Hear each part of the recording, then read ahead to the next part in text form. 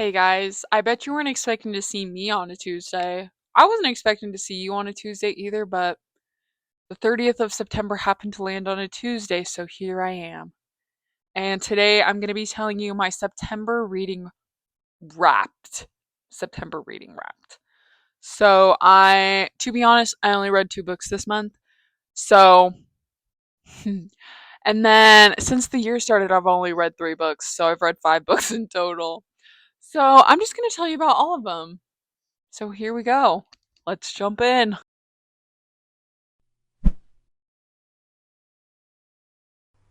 Okay, to start the year off, I read Lessons in Chemistry. I gave this book a 3.5 stars. It just didn't stick out to me. Yeah. I didn't even finish it, I don't think. So maybe that's why I just didn't get the full picture. But I just personally couldn't connect with the characters. And my aunt and grandma were the ones that suggested this to me. And when I said, "Ooh, I don't really like it," my grandma said, "Oh, it's not your time period." Like, I'm a feminist through and through, but just wasn't my vibe. It's just not at any. I wouldn't put it at the top of any of my lists. So there's that. Okay, now let's talk about Bunny. So this is about a scholarship student who prefers the company of her dark imagination to that of most people. Samantha Heather Mackey is utterly repelled by the rest of her graduate fiction writing cohort at New England's elite Warren University, a clique of unbearably, I think it's saccharine. I looked up the pronunciation earlier, but of course I forgot. Unbearably saccharine yet sinister rich girls who call each other Bunny and seem to move and speak as one. But everything changes when Samantha receives an invitation to the Bunny's fabled smut salon to finds herself inexplic holy crap and finds herself inexplicably drawn to their front door, ditching her only friend Ava in the process. As Samantha plunges deeper and deeper into the Bunny's world and begins to take part in their monstrous experiments, the edge of reality begins to blur. Soon her friendships with Ava and the bunnies will be brought into a deadly collision. Okay, you know, for the synopsis from like now on, don't hold me to being perfect. So, anywho, let's talk about Bunny. I also rated this a 3.5 stars.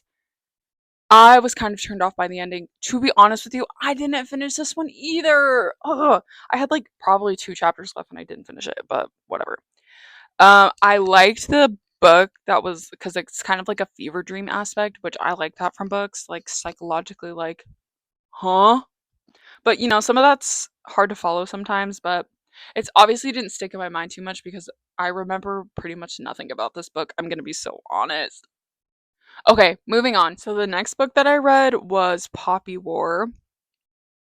So Fang Runin, who goes by Rin, is a war orphan in the Nikon Empire. I believe I said that correctly. I mean, obviously, if I'm reading in my head, I can just make stuff up, but saying it out loud is like, I probably said that wrong in my head the entire book. But anywho, she's an orphan of the Nikon Empire whose foster parents employ her in their opium smuggling. She secretly studies for a national test to escape an arranged marriage and places first in her provenance, which sends her north to Sinagard, the imperial capital and home of the military academy. So I actually rated this book pretty high. I gave it a 4.5 stars. The subject matter is quite heavy, especially one chapter in the book. I Sometimes I read really nasty horror, like gory, and the specific chapter in Poppy War really got me. Like the subject of it was pretty terrible. So if you ever want to read Poppy War, just know there's something really awful in there. Anyway, so the beginning was kind of hard to digest just based solely on the fact that it really only talked about like war strategy and a lot of history of this town, this like whole nation. And sometimes it was really hard to follow. So That's why I kind of had to knock it a little bit because I was like, oh my god, who are these people and like what's happening? So I'm not a huge fantasy fan, but I enjoyed the action because it kept me engaged for this book. Again, that one chapter made me really uncomfortable. So that's how I felt about the Poppy War. Moving on. Okay, so I did not finish the Butterfly Garden. TikTok lied to my ass. So at first I really was like enjoying it, but I liked the way that it started switching timelines. So it was switching between Maya's FBI interview to her being in the garden. So I liked that aspect of it, but it really got old really fast. And the middle of the book, it just felt like filler. And some of the dialogue was so cringy. I hate when that happens. It's like, yuck. So the book, like the story went through like 3 to 4 new girls. Those are like new people brought into the garden before it really ever got interesting. And it's hard to keep up with the butterflies because there were so many that were like briefly introduced, but then later in the plot, they were like important characters. It's like, who? Who is this? Because it was more of like a fleeting description. That also can be said for that there was just not a lot of character depth with some of the characters because there were just so many of them. It was hard to like actually talk to them in depth without beating a dead horse. Even though this book felt like beating a dead horse, I'm going to be so honest. So I understand that the Mai character has been through a lot of trauma, but she literally has zero emotion in the garden. And it's so weird to me. Uh, I guess. I don't know. Maybe that's just like a coping mechanism, but like zero emotion, I guess. I don't know. I know I'd be an emotional wreck if this happened to me, but how can you adjust to this lifestyle so easily? And her motherly role in the garden felt really forced. So I read this on my Kindle, so I knew like how far I went through it. So 70% of the way, I was like, I'm just done. I read 70% of the book and I was like, I'm so done with this. So that's where I stopped. And I Googled the ending. So, and people said the ending was stupid. So, you know. So there's a character in there named Desmond. He's one of the sons of the gardener. And he came and he broke into the garden and he like discovered his father's operation and he was like upset about it for a couple weeks and then he was like totally fine and he like fell in love with Maya. Oh my god, this dude didn't get any help at all. So what did I say? I don't understand. I said, how the F did Desmond not have more of a crisis when he discovered the garden like BFFR? It's just the book was so unrealistic. And I know it's kind of like, I mean, this could happen in real life, obviously, but I don't know. The characters felt so cheap to me. I don't know. So, one of Maya's best friends in the book, her name was Bliss. At some point in the story, like earlier on, there's something that mentions Bliss dying. And then she's like alive through the rest of the book. So it like tells you that she dies, which okay. And then it's like why mention it at that time if it's not the time that you're going to talk about it? Like I guess glossed over. I didn't get there because it's mentioned in an interview. Yes, I googled when does this come back up. So in an FBI interview is when is when Maya brings it back up and tells the FBI agents. Okay, something else I wrote was why briefly introduce characters to kill them off?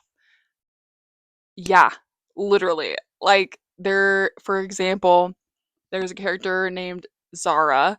She's savagely beaten by Avery, who is another one of the sons. She got an infection in her hip and she couldn't be saved and then got killed.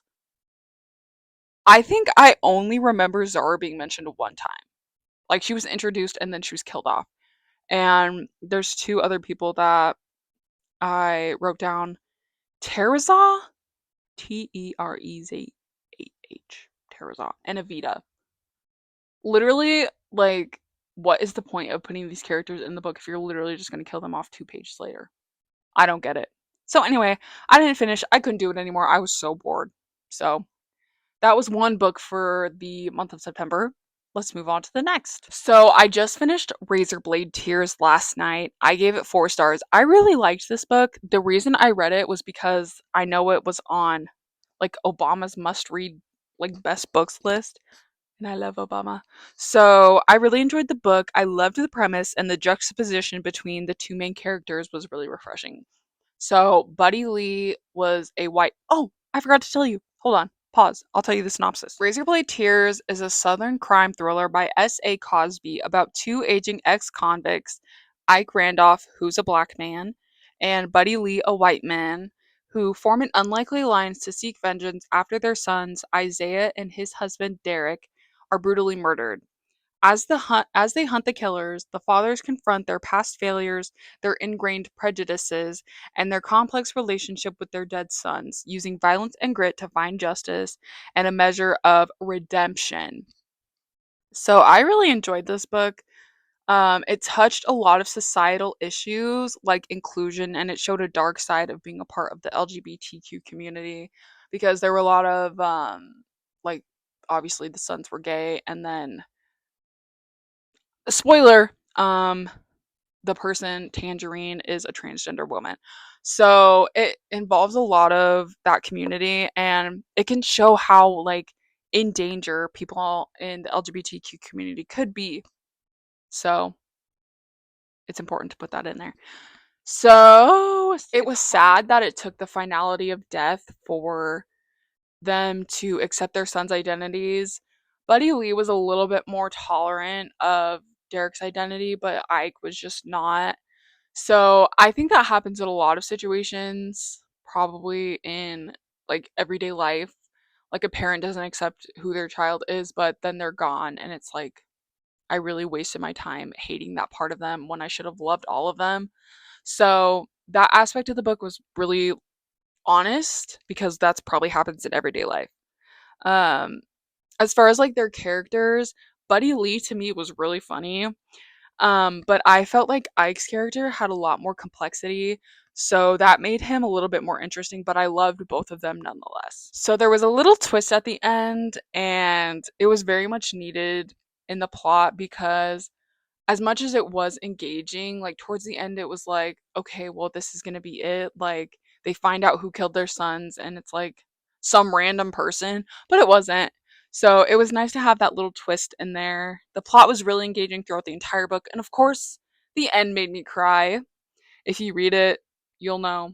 But overall, the plot was really unique, and the team of two men coming from lives of crime, but working together despite their difference was really touching because I love that.